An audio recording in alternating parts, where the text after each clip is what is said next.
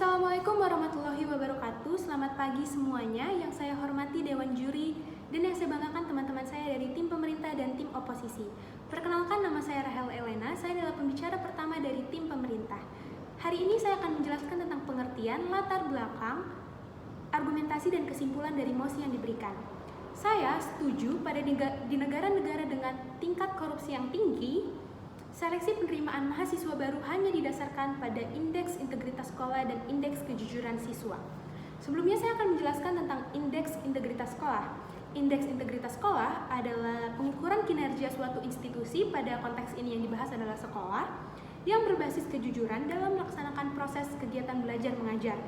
Sedangkan indeks kejujuran siswa sendiri adalah pengukuran kejujuran siswa itu selama mengikuti pembelajaran di sekolah. Berkaitan dengan korupsi itu sudah tidak asing ya di telinga kita. Korupsi sendiri adalah tindakan penyelewengan atau penyalahgunaan jabatan untuk mengambil keuntungan pribadi. Biasa yang kita bahas adalah uang negara. Nah, kita tuh sudah sangat familiar dengan kalimat sejak kita kecil, sejak kita SD, kamu jangan nyontek ya, kalau kamu nyontek bisa jadi koruptor. Kita sudah sangat tidak asing dengan kalimat tersebut. Ternyata guru SD kita memberikan kalimat tersebut bukan tanpa alasan. Saya ambil dari riset Disdik Jawa Barat. 87% sikap dan karakter seseorang akan menentukan kesuksesan di masa depan. Yang artinya, sikap atau hobi jujur yang baik-baik yang kita tanam sejak kecil sampai dengan sekarang, itulah yang menentukan keputusan kita, menentukan sikap kita di masa yang akan datang.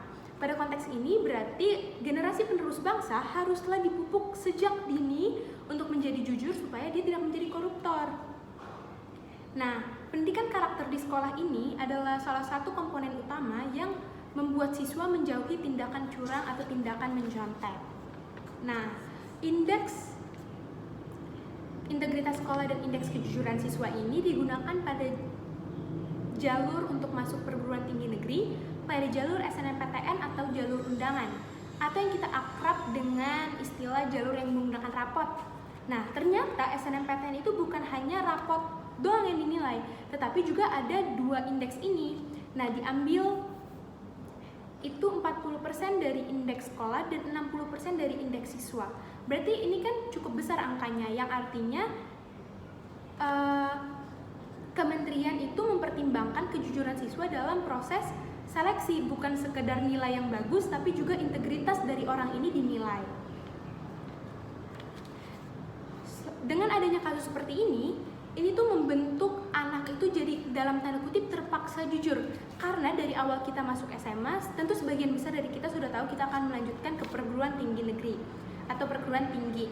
Nah, dari sini tuh kita berlomba-lomba untuk siapa yang menjadi lebih jujur supaya kita ini bisa dinilai berintegritas untuk menerima bangku di perguruan tinggi.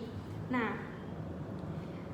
dari rapot yang dinilai adalah dari semester 1 dari sampai semester 5 atau semester akhir, tentu saja kita terus mempertahankan indeks diri ini dan mempertahankan nilai. Supaya ini berjalan dengan selaras, tentu saja pendidikan karakter tadi yang perlu ditanamkan supaya anak ini tidak lagi menjadi terpaksa, tapi terbiasa untuk jujur. Nah, ternyata setelah diriset dari Fakultas Psikologi Universitas Airlangga Surabaya,